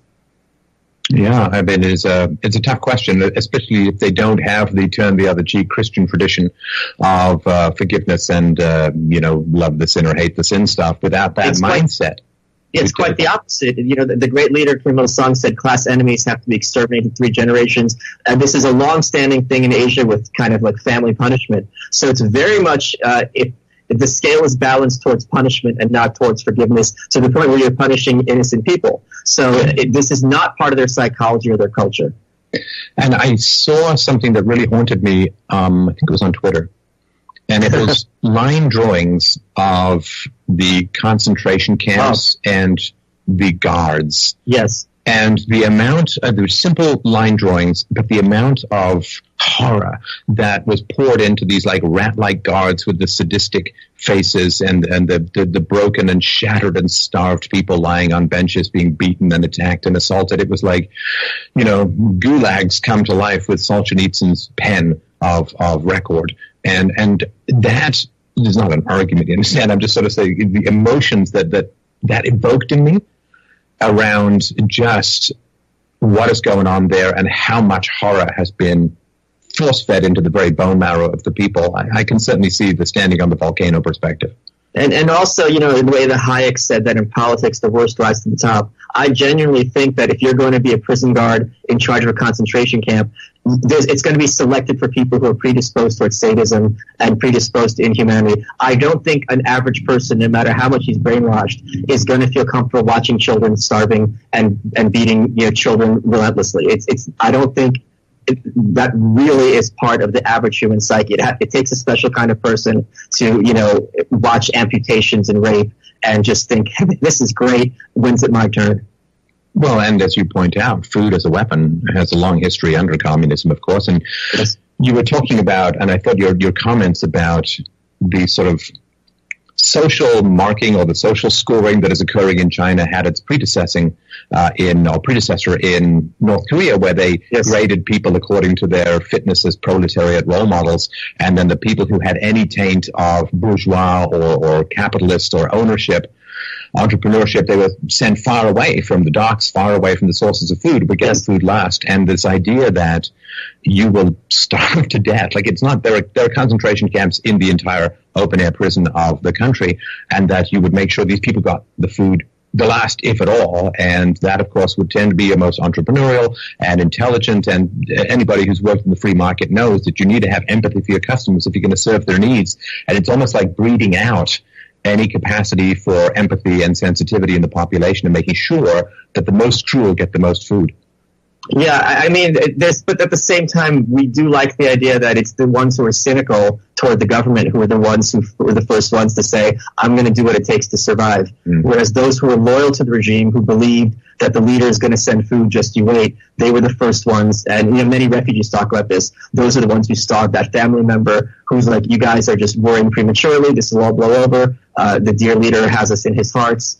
You just have to have a little bit more faith. And those are the ones who ended up first as corpses. So it's depraved in every direction you look. I mean, we often talk in economics in terms of market irregularities and things like that about like rent control. But when you apply it to human beings and genocide, what comes out of it is this is also is traumatic. And this is also the question for me, being from the Soviet Union, is like, are Russians like this because the government made them like this? Or was the government there because the Russians were predisposed to this kind of psychology? It's a chicken and egg situation. The one positive thing I can say is I've met many refugees, and they're the most vapid, banal young people you ever hope to meet, which is really wonderful, because you want them to be as boring and normal as everybody else. You don't want them to be shattered birds with shattered wings. You want to know if this country's liberated, they're going to be listening to crappy music and watching crappy television, but they'll be normal and they'll be human. And that is, for me, the important thing to keep in mind. Where do you think things stand, Michael, with regards, and we talked about this last time, but I wanted to circle back on this. The big concern, of course, with American foreign policy is it starts with words and it ends with swords. Where do you think any potential for military involvement, I mean, direct involvement seems very hard to imagine, but, they always do this subterranean stuff, this funding this and helping that and giving weaponry to so-and-so. Do you think that there is going to be any escalation of military involvement directly or regarding North Korea? No, I don't think at all. And I think President Trump has been working very closely with China, and China has been working very closely with North Korea and has been taking them to heel to some extent. And that's certainly if that were the case, this is what that outcome would look like. And from the beginning, Trump and Tillerson and Bannon and several others in the administration says there's no way we're hitting these people. It would be absolutely bonkers the consequences. So that was never really on the table. Just him being garrulous certainly has had some positive effect, but the idea that this is going to be another Iraq or Afghanistan, I can't even imagine that happening. There's an odd kind of combination, which is one of the reasons why I'm very enthusiastic about the talks that you give on this, Michael. There's an odd power behind calling someone evil but not crazy. And I'm sort of reminded of what happened under Reagan, where Reagan referred directly to the Soviet Union as an evil empire. Now, with Hussein, it was like, well, he's evil and crazy. And there is something that is powerful around changing the course of a culture. It's a weird word to use, respect. If you give respect to evil, to say, listen, you're evil, but you know what you're doing. You're evil, but you're not crazy. And that does seem to, like, when I remember when Reagan referred to the Soviet Union as an evil empire, that was a very powerful moment and a very powerful clarity. And it really bothers me the degree to which, since Christianity since religion as a whole has become less of a social force in the West, we've lost the ability to call evil by its proper name, which is, it's cunning, it's dangerous, and it has power, and it has goals, and it has motives, and it's not crazy. And there's something about clearly identifying that evil that does seem to have an impact in changing the course of what is going on. I'm reminded back to Chamberlain, even in the 1930s, with his absolute inability to see National Socialism and Hitler for what they were doing, even after being clearly told, in Mein Kampf and other writings, what was planned. This inability to see and describe and accurately comprehend evil seems to give it a kind of power and longevity that a direct enunciation of the principles seems to push back against. And I'll give you another example that's just happening today, which is, you don't remember, but I'm sure many people are aware of Walter Duranty in the New York Times covering for Stalin's genocide and then the depravity that was going on. Getting a Pulitzer. And he won the Which Pulitzer. has yet to be returned. And so many people in the West were like, oh, these show trials are nothing, everything's fine, what are you talking about? This is a great social experiment, so on and so forth. And just today, I believe it was the New York Times celebrating Karl Marx's 200th birthday. And I mean, at what point, how many bodies do you need to say, oh, this isn't like, the flat tax versus the sales tax versus the progressive tax. This is when you're killing millions of people. If that's not evil, I don't know what is. So one of the big arguments I have with my conservative friends is they think that the corporate press, sometimes gets it wrong.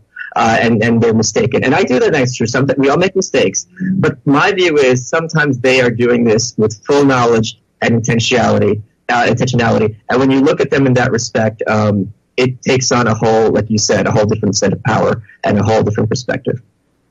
I just tell you, just person to person, particularly because your history with Russia and so on, it is and remains fundamentally incomprehensible to me how communism has escaped even more opprobrium than Nazism.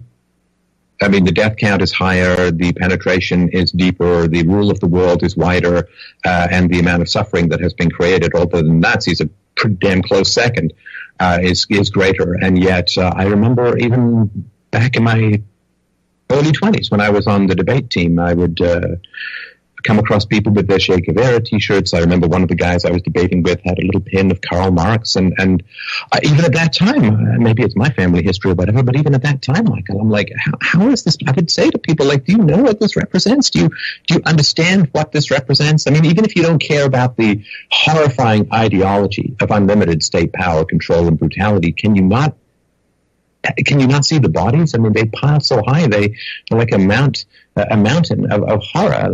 How is it possible? Yet 40% of American anthropologists are self-described Marxists. It's astounding. And there's the very famous, well, not very famous, in 1936, Ayn Rand was shopping around her book We the Living, having just escaped the Soviet Union and seeing it firsthand. And she was told by New York City editors that the writer just doesn't understand communism.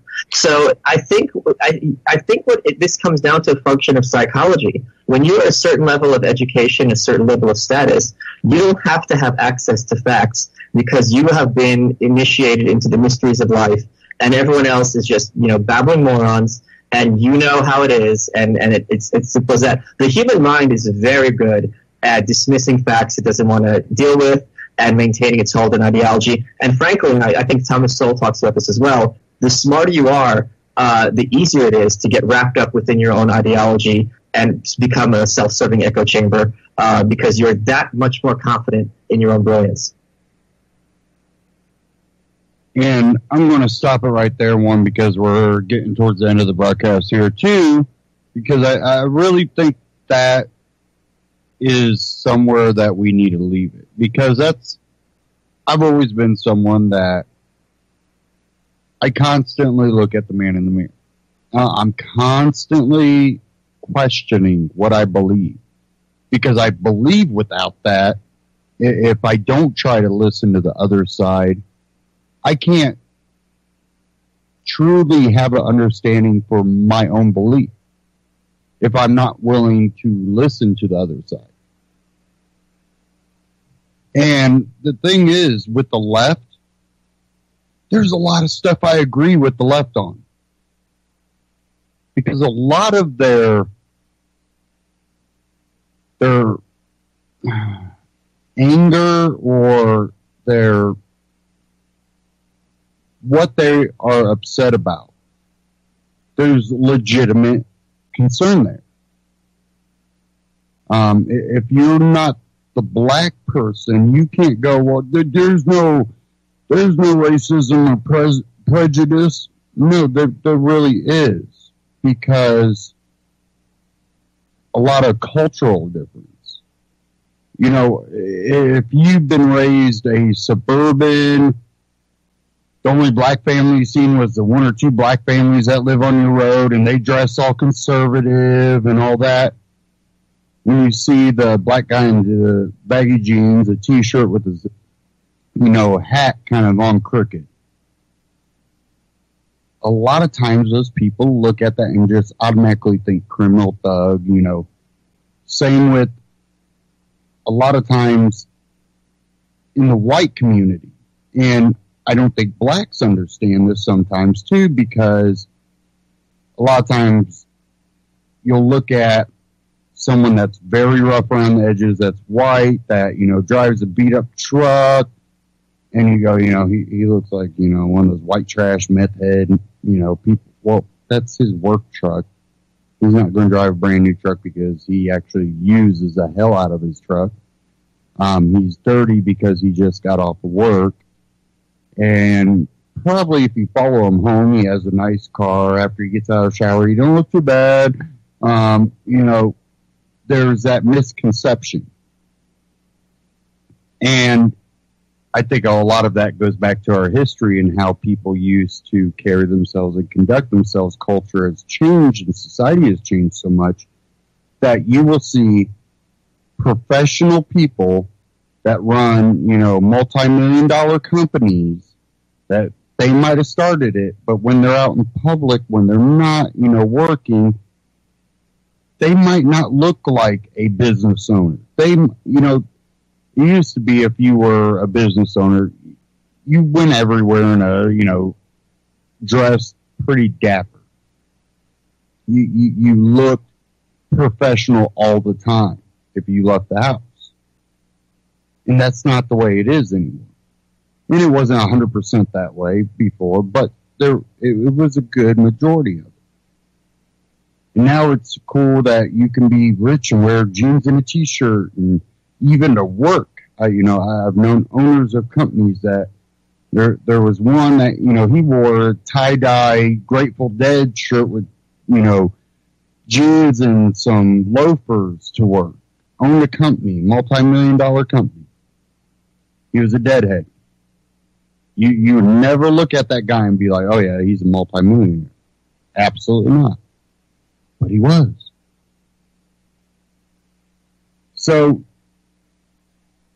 there is prejudice. It does go all the way around, but you can't dismiss a black person's fear of that prejudice just because you see prejudice. We have to look at everything all the way around.